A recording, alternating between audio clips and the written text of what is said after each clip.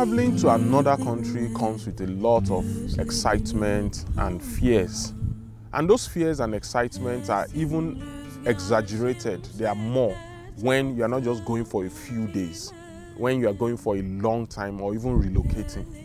In my own case, I was relocating with my family to Saudi Arabia.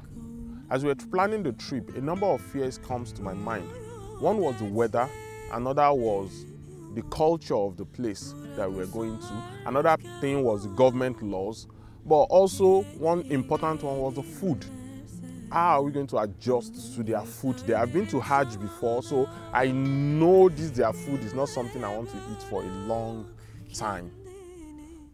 So what my wife did as we were preparing to come was to look around all our women entrepreneur friends that process food into, process and package foods that could be taken to travel. So we were able to get like Gari Jebu from Basti Foods and stock quite an amount of that. We got a lot of elubo from Kayama Foods and elubo so we could make amala, and we're able to get dried fish, properly dried fish that could last a long time from Kifilicious.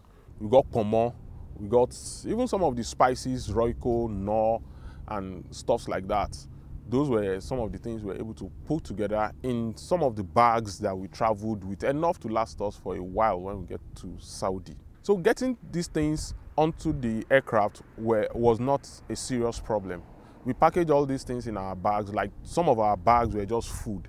And we didn't have much problem except at the NDLEA, that's the Drug Law Enforcement guys' place. They checked everything. There was nothing illegal in it, but still they still wanted some settlement. So I would say they were the only ones that gave us any problem. And by the time we explained and insisted, they let us go. But generally, most of the other government agencies, we did not have problem with them. So essentially, the principle is that everything halal was permissible to be taken on board, of course, except liquid things because of the challenges of liquid being flammable, pouring in other people's luggages and stuff. So, but we needed oil, especially palm oil. So one advice that we had was to freeze the palm oil and be able to get it on the aircraft in a frozen form. We tried this, but the waiting period, you need to be at the airport like 4 hours before the takeoff, 2 or 3 hours before the takeoff time. So that's enough period for the palm oil to melt back from solid state to a liquid state. So at the point they were scanning the stuffs, they were able to isolate the palm oil and ask us to return it. They didn't confiscate it. Some of our family members that were there were able to take it back. So alhamdulillah, generally that was how we were able to get most of those things onto the aircraft and into Saudi.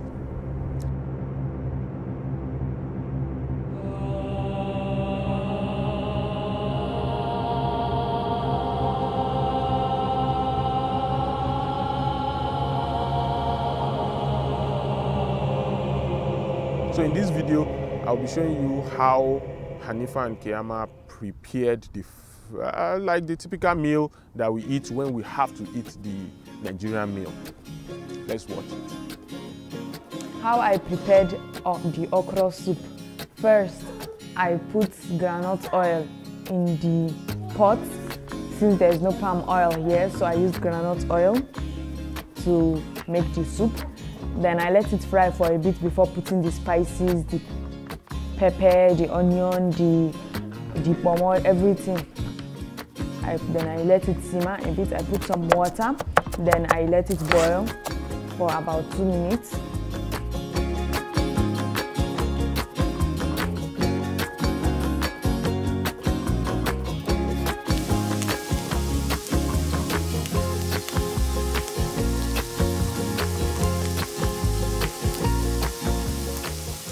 Then I put the dried okra. Then I let it boil with the whole thing for 5 minutes.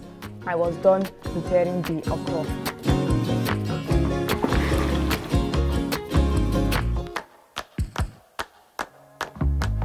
Then I started preparing the eba. I boiled the water in the kettle till when it was boiled. Then I put it in the pot so it can boil some more.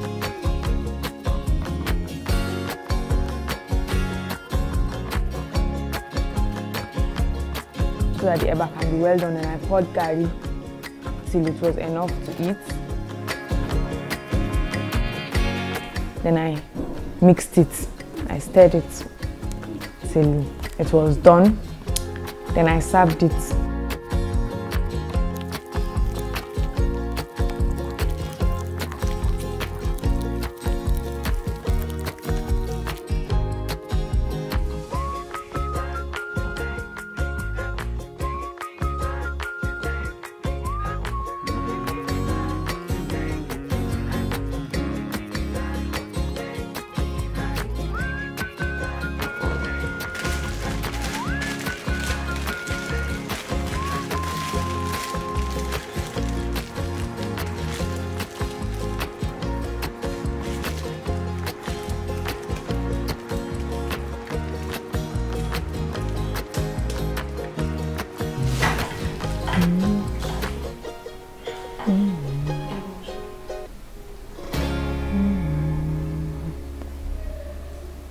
I don't think we'll be able to make all this if we didn't come with our ingredients from Nigeria, because even yam that we thought will be here is not here, and people that are selling it for ridiculously high prices.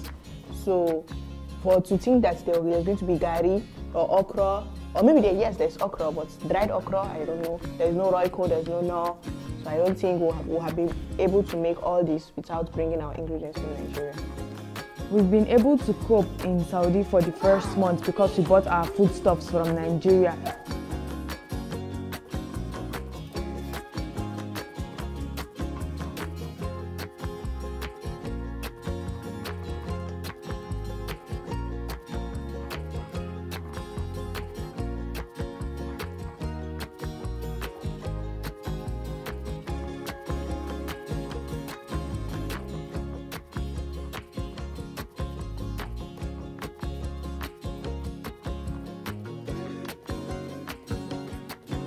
If you want to come to Saudi to live, you should bring your foodstuffs so that you can enjoy the place more.